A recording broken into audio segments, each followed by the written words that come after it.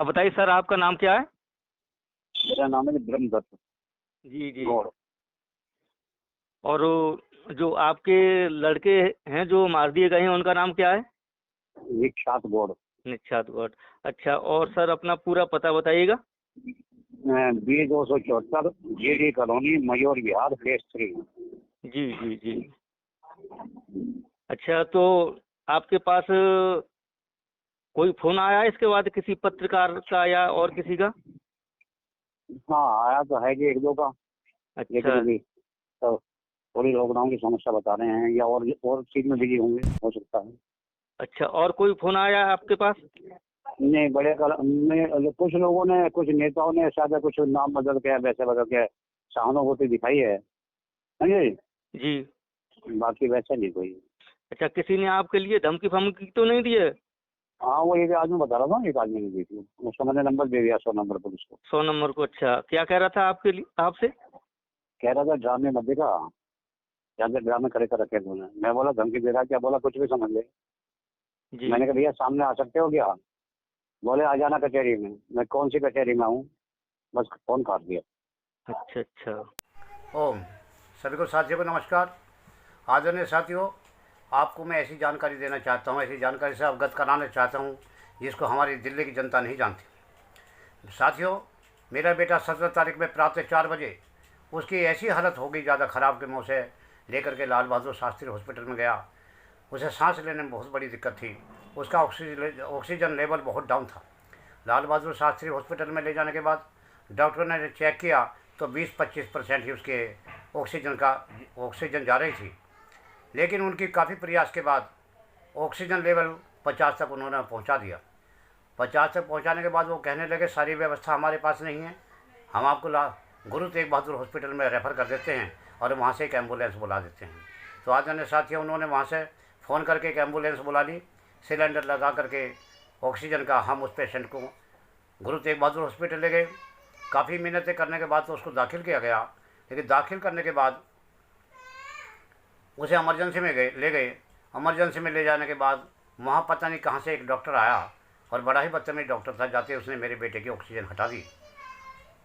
तो मेरा भाई उसके पास मौजूद था, मैं और मेरे बेटे की पत्नी हम दोनों बाहर थे। तो मेरे भाई ने फिर ऑक्सीजन लगा दिया। 20-25 मिनट के बाद वो फिर दोबारा आया और उसने फिर ऑक्सीजन हटा दिया। लेकिन मेरे भाई ने निवेदन करा और निवेदन करके फिर दोबारा से ऑक्सीजन लगा दिया। वो डॉक्टर जिससे भी बात करता था बड़ा ही अत्याचारी रूप से बात करता था, किसी भी पेशेंट से सही बात नहीं करता था। तो साथियों, ये डॉक्टर नहीं, ऐसे डॉक्टर दुष्ट भी होते हैं। धीरे धीरे इलाज होता रहा मेरे बेटे का ऑक्सीजन लेवल 89 तक पहुंच गया। 89 ऑक्सीजन पहुंचने के बाद मेरे बेटे को वहाँ से शिफ्ट कर दिया गया वार्ड नंबर 53 में। गेट में घुसते ही राइट साइड में उन्होंने स्ट्रक्चर ले जाकर वहाँ खड़ा कर दिया और 1-1.5 घंटे तक करीब वहाँ रखा। 1-1.5 घंटे के बाद लड़का को जब होश आया तो उसे थोड़ी सी ऑक्सीजन से बेचैनी होने लगी शरीर में। जो उसे बेचैनी हुई तो उसने अपना ऑक्सीजन हटा दिया। मेरे पुत्रवधू ने, मैं उस टाइम बाहर था, मेरी पुत्रवधू अंदर थी। मेरे भाई की तबीयत ख़राब होने के कारण मैं उसे घर वापस भेज दिया था कि अब तो घर चला जा, अब हम ही देख लेंगे। तो पुत्रवधू अंदर थी तो उसने डॉक्टर से कहा, डॉक्टर साहब ये इनके शरीर में बेचैनी हो रही है, ये बार बार ऑक्सीजन हटा रहे हैं, इनका कुछ करो ना। तो डॉक्टर बोला इसे 2 थप्पड़ लगेंगे, अभी ठीक हो जाएगा। डॉक्टर उसके पास गया और उसे 2 थप्पड़ लगाए और ऑक्सीजन लगा दिया। मेरे बेटे की उम्र 28 वर्ष थी, जवान बेटा था। मेरे बेटे को इतना होश आ गया था कि वो बैठ भी गया और खड़ा भी हो गया और डॉक्टर की तरफ देखने लगा। जब डॉक्टर की तरफ देखने लगा, डॉक्टर को भी गुस्सा आया। डॉक्टर बोला कि तुझे तो फिर भी मरना है, फिर भी मरना है। वो कहने लगा जा पापा जी को बुला के लाओ। अपनी पत्नी से बोला तो मेरी पुत्रवधू मुझे बुलाने के लिए बाहर निकली। जैसे ही वो बाहर निकली तो वो स्ट्रक्चर पर उसे लादने लगे दूसरे वार्ड में ले जाने के लिए। मेरी पुत्रवधू ने पलट करके देखा कि वो किसी दूसरे वार्ड में ले जा रहे हैं, फिर वापस दौड़ी। जैसे ही वापस दौड़ी तो सिक्योरिटी गार्ड ने उसे वापस अंदर नहीं जाने दिया। फिर काफ़ी मन्नत करने के बाद भी वहाँ तक नहीं जाने दिया और स्ट्रक्चर लेके चल दिए। और वो मेरा बेटा हाथ हिलाता रह गया, मुझे बचाओ मुझे बचाओ। लेकिन उन्होंने अपना स्ट्रक्चर नहीं रोका और लिफ्ट में बैठा करके बिना मालूम कहाँ ले गए। लिफ्ट में बैठाने से पहले उन्होंने पूरी जानकारी करी उससे कि तुझे कोई बीमारी तो नहीं है। तुझे कभी कोई बीमारी हुई हो, किसी तरह की तेरे लीवर हो, टीबी हो, किसी तरह का कोई और गड़बड़ हुई हो आज तक तो बता दीजिए। सारी इंक्वायरी करने के बाद ये हालात हुए तो मेरे बेटे को किसी वार्ड में ले गए और मेरे बेटे की सूचना किसी तरह से मुझे नहीं मिली। तो फिर पुत्र वधू रोती हुई मेरे पास आई। मैं बाहर बैठा हुआ था। बाहर बैठ करके मैंने उनसे कहा, पुत्र वधू ने कहा कि पापा जी इस तरह से बात होगी। रोती हुई आई। मैं भी रोता हुआ अंदर गया और मैंने डॉक्टर से निवेदन किया तो सिक्योरिटी गाड़ी हमें अंदर ना जाने दे।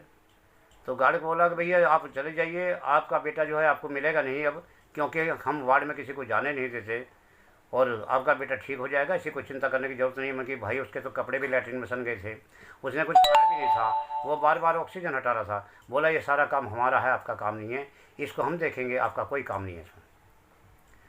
काफ़ी मिन्नत करने के बाद उन्होंने हमें अंदर नहीं जाने दिया। हम वापस आ गए, रोते भी लगते दोनों अपने घर आ गए। तो शाम को लगभग 4:15 बजे फ़ोन आया कि आपका बेटा गुजर गया। ऐसी स्थिति में तो मेरा बेटा गुजर गया, आप अपनी डेड बॉडी ले जाइए। मैं हॉस्पिटल गया शाम के टाइम तो वहाँ डेड बॉडी शवगृह में नहीं आई थी।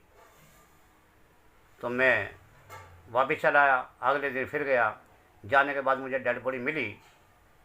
डेड बॉडी का मैंने देखा तो उसकी नाक से खून जा रहा था, क्योंकि जब ऑक्सीजन नहीं जाता है सिर के अंदर तो नाक से खून आ जाता है। उन्होंने, उस डॉक्टर ने शायद उसका ऑक्सीजन ही हटा दिया, ऑक्सीजन उसको नहीं दिया।